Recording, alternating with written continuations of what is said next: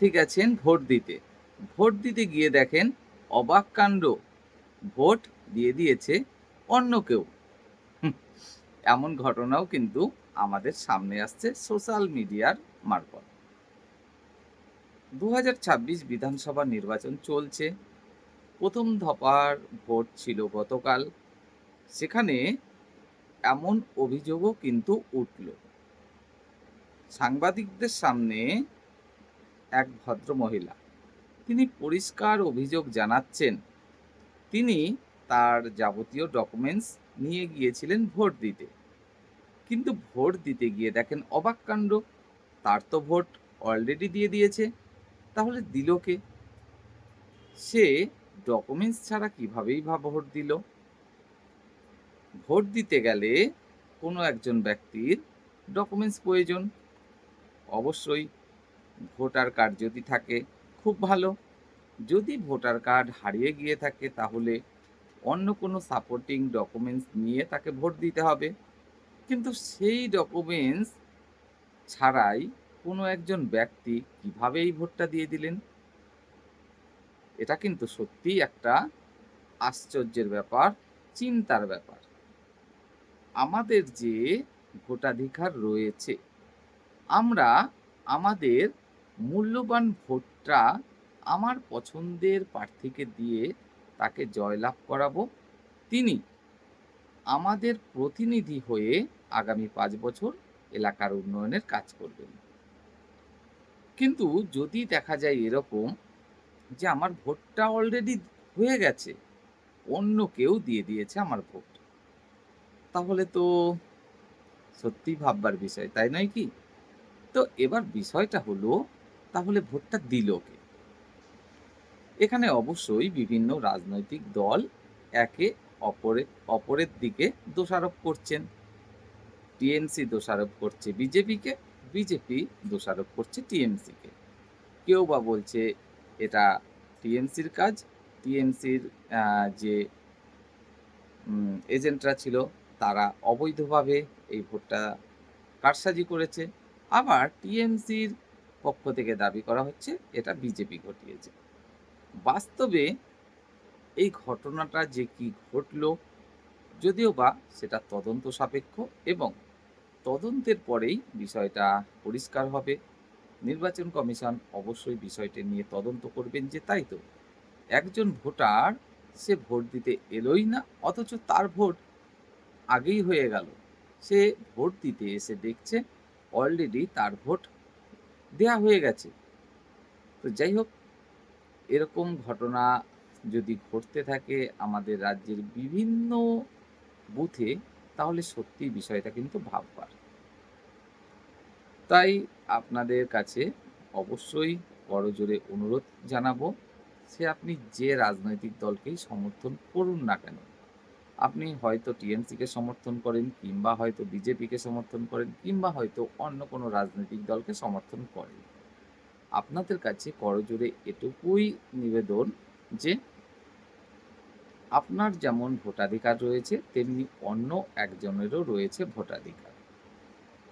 আমাদের প্রত্যেকেরই ভোটটার কিন্তু অনেক মূল্য রয়েছে এবং যে প্রার্থীকে বেশিরভাগ মানুষজন পছন্দ করবেন, ভোট দেবেন, স্বাভাবিকভাবে তারই কিন্তু অধিকার জন্মাবে আগামী ৫ বছর আমাদের প্রতিনিধিত্ব করার, আমাদের এলাকার উন্নয়নের কাজ করার।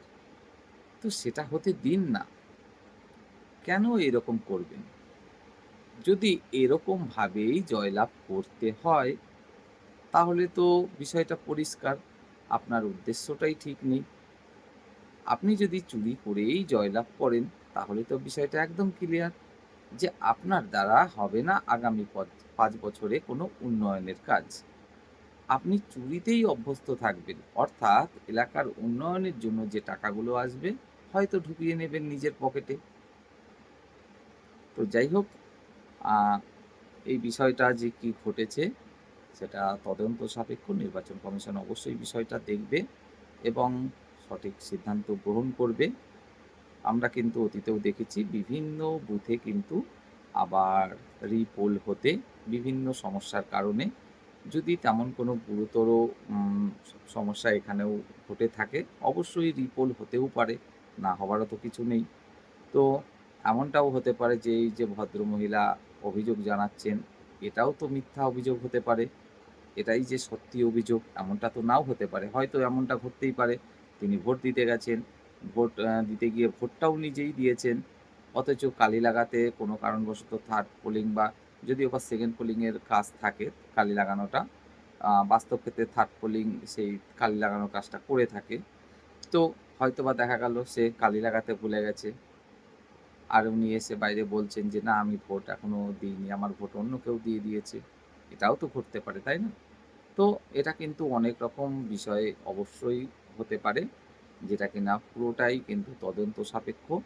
তো আমরা চাইবো যে নির্বাচন কমিশন অবশ্যই এই বিষয়টা নিয়ে তদন্ত করুক এবং উপযুক্ত ব্যবস্থা গ্রহণ করুক।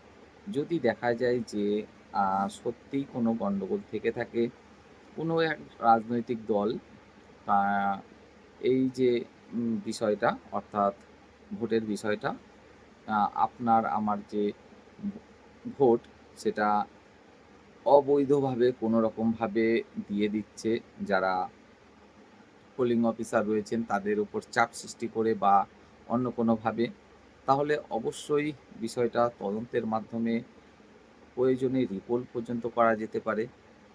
আবার যদি দেখা যায় যে না, এই যে ভদ্রমহিলা যে দাবিটা করছেন বাস্তব ক্ষেত্রে এটা ঠিক নয়। উনি ভোট দিতে গিয়েছিলেন, রীতিমতো ভোটটাও পর্যন্ত দিয়েছেন এবং কোনো কারণবশতে আ সেকেন্ড পোলিং বা থার্ড পোলিং যে কালিটা লাগাচ্ছিল হয়তোবা কোনো কারণবশত কালি লাগাতে ভুলে গেছে। তাই তেমন কোনো মানে শরীরে ওই মহিলার ভদ্রমহিলার শরীরে অন্তত কালির যে দাগটা সেটা নেই। আর সেটারই আ অসৎ ব্যবহারও উনি করতে চাইছেন, এটাও ঘটতে পারে। তবে যেহেতু সিসি ক্যামেরা রয়েছে বুথে, তাই উনি যদি ভোট বাস্তবেই দিয়ে থাকেন, তাহলে তো সিসি ক্যামেরায় দেখাই যাবে যে হ্যাঁ, উনি সমস্ত ফার্স্ট পোলিং এর কাছে গেছেন, তারপরে সেকেন্ড পোলিং এর কাছে গেছেন, তারপরে থার্ড পোলিং এর কাছে গেছেন, তারপরে ভোট কক্ষে গেছেন এবং তারপরে ফিরে এসছেন। আর এতদূর পর্যন্ত যদি সমস্ত কিছু ঠিকঠাক থাকে, তাহলে তো বলাই যাবে যে ভোট কক্ষ পর্যন্ত যদি পৌঁছতে পারে কোনো ব্যক্তি, নিশ্চয়ই উনি ভোট দিয়েই এসেছেন। না হলে তো যদি ভোট আগেই দেয়া হয়ে থাকে, ফার্স্ট পোলিং তো ১ম এই বলে দেবে যে, "না, আপনার ভোট তো হয়ে গেছে।" যদি উনি সিসি ক্যামেরায় দেখা যায় যে ফার্স্ট পোলিং এর থেকেই ফিরে আসছেন যে উনার ভোট অলরেডি হয়ে গেছে বলে, তাহলে এই বিষয়টা কিন্তু পরিষ্কার যে হ্যাঁ, সত্যিই এখানে অন্যায় কিছু ঘটেছে। আর যদি দেখা যায় যে না, উনি ফার্স্ট পোলিং, তারপরে সেকেন্ড পোলিং, তারপরে থার্ড পোলিং এর কাছে গেছেন, তারপরে ভোট কক্ষে গেছেন, তাহলে নিশ্চিত যে উনিই কিন্তু এটা মিথ্যে বলছেন। তবে ভিডিও দেখে আমরা কিন্তু যতদূর মনে করতে পারছি যে না, উনি বেশ একটু উম হয়তো ভীতই রয়েছেন। আ অর্থাৎ উনি যে দাবিটা করছেন আ সেটার সম্ভাবনা একটু হলেও রয়েছে যে হয়তোবা এরকম ঘটতেও পারে। তো আপনাদের কি মনে হলো আ এই বিষয়টা নিয়ে? আপনারা আশা করি সোশ্যাল মিডিয়ায় দেখেছেন। আমি এই চ্যানেলে তুলে ধরছি না একটাই কারণে কপিরাইট। কপিরাইটের জন্যই তুলে ধরছি না। আপনারা সোশ্যাল মিডিয়ায় অবশ্যই ঘটনাটি আশা করি দেখেছেন। জানাবেন আপনার মূল্যবান মতামত।